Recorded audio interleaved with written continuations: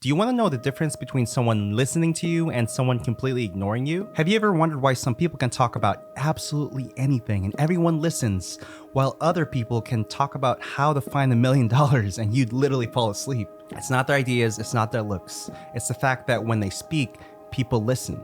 And the real difference is their tone of voice. Hi, I'm Richard, and for the last decade, I've been helping people overcome their camera anxiety and master the art of speaking on camera. In this video, I'm going to show you how to speak with a dynamic voice so you'll never sound boring again.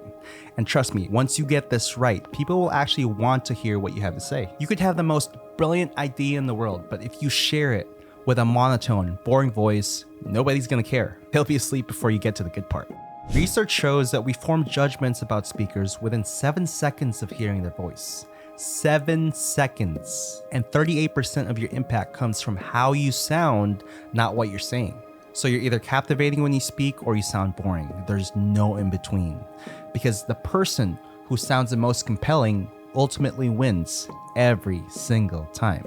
But here's the challenge most people face. They think that it's just about saying words clearly and hoping that people pay attention. That's completely wrong, because I've seen incredibly smart people get overlooked in meetings, passed for promotions, and ignored in conversations simply because their voice puts people to sleep. They have amazing ideas, but their delivery kills any chance of an impact. The real problem is they're treating their voice like it's a monotone robot. They're speaking from their comfort zone, instead of using it as an instrument, the powerful instrument that it actually is. So how do you fix this?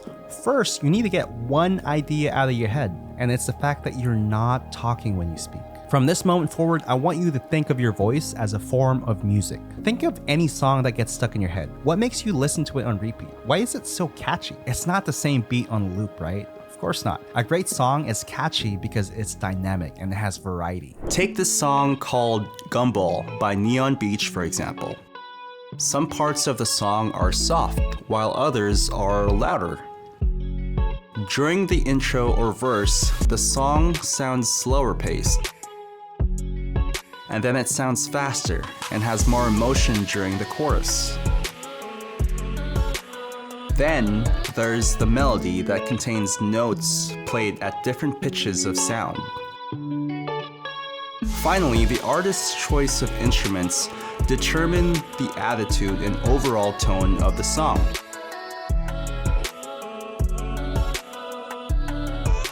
Simply altering any of these elements can change the overall tone and emotional impact of the song.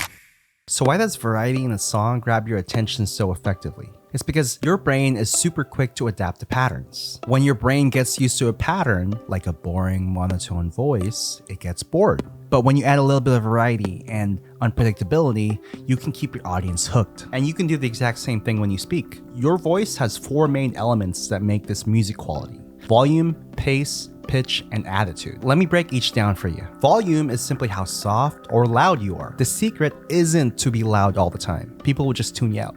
And if you're too soft all the time, people will just find you boring. The key is variety and strategic emphasis. One thing you can do is to increase the volume of certain words in your sentences to add more emphasis to it. Watch how I can completely change the meaning of this sentence just by changing which word I emphasize. I didn't take your phone. Notice that not even one word grabbed your attention. But how about now? I didn't take your phone. Here, I'm trying to emphasize that it wasn't me specifically, and I didn't take that phone. Now let's say it with another word emphasized. I didn't take your phone. In this case, I might be hinting that I didn't take the phone. Maybe I just borrowed it or put it somewhere else, but I never took it. Here's another variation. I didn't take your phone. Now in this sentence, I'm telling you that I took a phone. But it's not your phone, it's someone else's phone. So as you can hear, raising your voice during certain words or phrases can certainly add more color to what you're saying. Another element that can impact the meaning of what you say is pace. Pace is about how fast or slow you speak, plus using strategic pauses. In certain scenarios, speaking with a faster pace can show urgency and bring up the energy. This is great when you're trying to get someone excited about something. So here's an example. Hey, our sale's about to end, so you gotta act fast or else you're gonna miss out. Speaking fast is also useful if you're trying to convey a lot of information, like when you're trying to warn somebody of some incoming danger. Oh my god, watch out, there's a bee next to you. On the flip side, when you speak with a slower pace, you're able to emphasize a certain word or a sentence for the audience to recognize. It's like having a verbal highlighter during your speeches and conversations. When you slow down, people pay attention. When you slow down, it gives people time to process what you're saying as well. Another way you can manipulate the pace of your speech is by including strategic pauses to hold someone's attention and keep some mystery. I'm not talking about filler words like uhs and ums, which can distract people. I'm talking about literal pauses and empty moments between your words. The best example I can think of is in award shows when they say, "And the Oscar goes to?" Are they playing us off? No. Well, maybe. Honora. Or when they say, "This year's Best Music Video Award goes to..." Just like with the volume of your delivery, it's important to speak with a variety of fast and slow pace to keep your audience engaged. Next, let's learn how to use the pitch of your voice. Your pitch is the highness and lowness of your voice, and this is a huge deal, especially if you're speaking English. Here's why. Have you noticed that whenever you stress a certain word, you don't just say it louder? Your pitch actually goes up higher when you say it. It's almost like you're singing your words, which makes it more impactful and interesting. Think about it. That's why we were all taught the alphabet through a song in kindergarten. The melody makes it so much easier to remember. A, B, C, D, E, F, G. Remember, right? Now let's get into some practical ways you can use pitch to completely change the way you sound. First, pay close attention to how you end your sentences.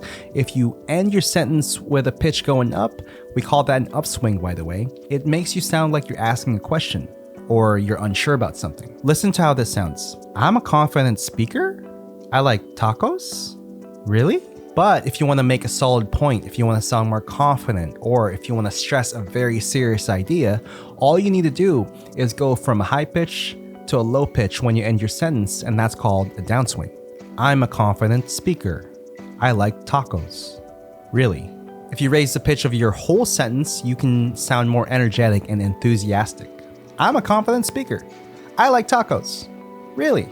On the flip side, if you lower the pitch of your voice, you can create a more serious tone, like the classic movie trailer voice, or a more relaxing vibe like a DJ or a podcast host. And by the way, there's a psychological trick here.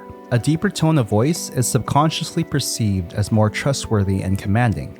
Just think of voices like Morgan Freeman, Sean Connery, Optimus Prime. You've probably never met them, but they sound like characters you can trust, right? So now that you know how much your pitch can affect the way you speak, how do you practice? Here's a great tip from vocal coaches. What you can do is use your hand to visualize the pitch while you're speaking. It may sound weird at first, it may feel awkward at first, but trust me, it works. It's gonna help you visualize your tone of voice when you're speaking. Plus, you get to practice your hand gestures at the same time. And that brings us to the fourth and final pillar, attitude. This one's the most important because it's the one you can't fake. Your attitude is the emotional charge you put into your words, and it's a direct reflection of your emotional state. Think about it. Have you ever heard someone say, "I'm fine," but deep down you know that they're not? You could hear the sadness and frustration in their voice. Their words said one thing, but their tone told the real story. That's because your voice reveals what's underneath.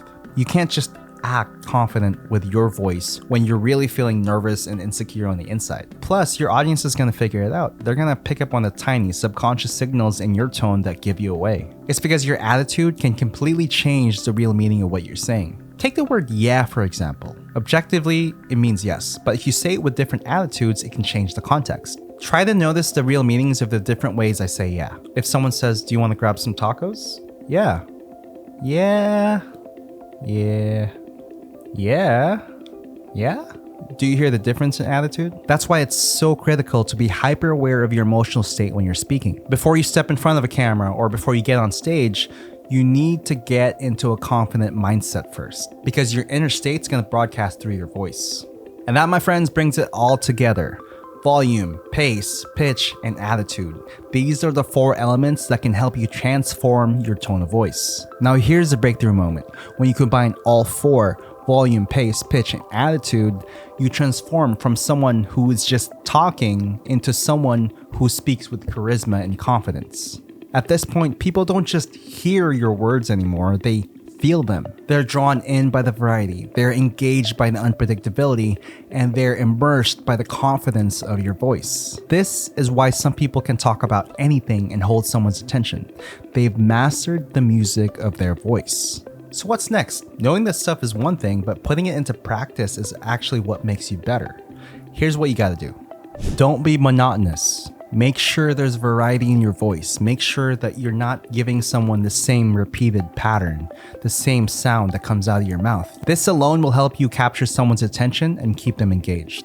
Play an experiment. Remember, always be practicing. So one thing you can do is record yourself on your phone and see what you sound like. And last but not least, focus on one thing at a time.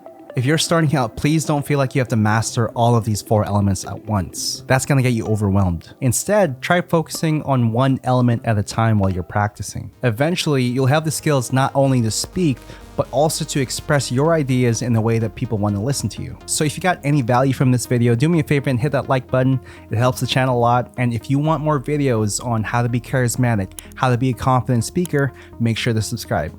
Otherwise, I'll see you next time.